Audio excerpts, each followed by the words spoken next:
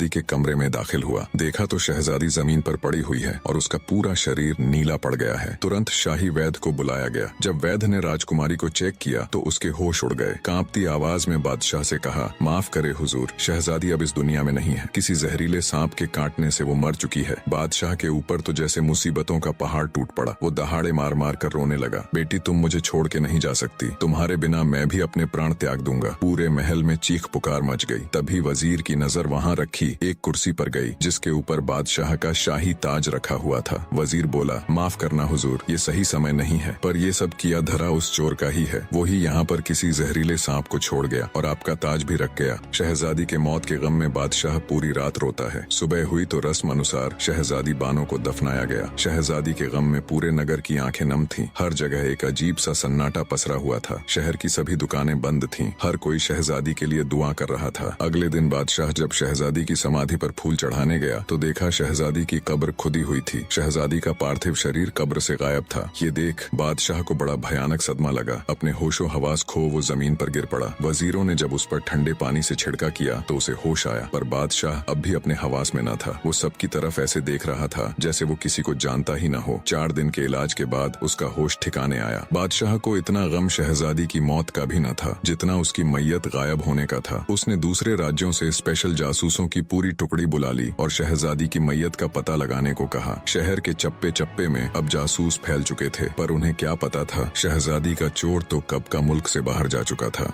कब्र खोदकर शहजादी की लाश को बाहर निकालने वाला कोई और नहीं बल्कि वो नवयुवक ही था जो शहजादी के गुरूर को तोड़कर ध्वस्त करने की ठान चुका था। शहजादी की लाश को अपने घोड़े पर लिए वो बहुत तेजी से आगे बढ़ रहा था। चलते चलते वो बगदाद शहर के बाहर पहुंच गया। शहजादी की लाश को झाड़ियों में छुपा वो एक संदूक ले आया। संदूक में शहजादी को लिटा शहर के अंदर गया और उसने एक सराय का कमरा किराए पर लिया। जब रात हुई और सब सो गए तो नवयुवक ने बक्से को खोला और कुछ मंत्र बोलकर एक सांप बन गया। सांप बने नवयुवक ने शहजादी के कांटे हुए स्थान से सारा जहर चूस लिया और फिर से अपने असली रूप में आ गया। कुछ ही समय बाद आहें भरती हुई शहजादी उठकर बैठ गई। उसने पानी मांगा, तब नवयुवक ने उसे पानी पिलाया। पानी पीकर शहजादी के होश कुछ ठिकाने आए तो वो बोली, मैं कहाँ हूँ, तुम कौन हो? मैंने अभी अभी एक बहुत भयानक सपना देखा कि एक सांप के काटने से मेरी मृत्यु हो जाती है, मुझे दफना दिया जाता है, फिर तुम आकर मुझे कब्र से निकालकर एक सफेद घोड़े पर यहाँ ले आए। पर वो सपना एक सपना ना होकर हकीकत था। तुम मुझे यहाँ क्यों लेकर आए? तुम्हारा मकसद क्या है? और इतने सारे सिपाहियों के होते हुए तुम महल में घुसकर चोरी कैसे करते हो? बौखलाई शहजादी ने एक साथ सवालों की बौछार कर दी। तब नवयुवक बोला, सुनो शहजादी, अगर तुम जानना ही चाहती हो तो मेरा नाम बिन मुस्तफा है। मेरे अब्बा जान बहुत बड़े जादूगर थे जिन्होंने मुझे अपनी विद्या से सांप का रूप बदलने की विधि सिखाई है। मैं तुम्हारे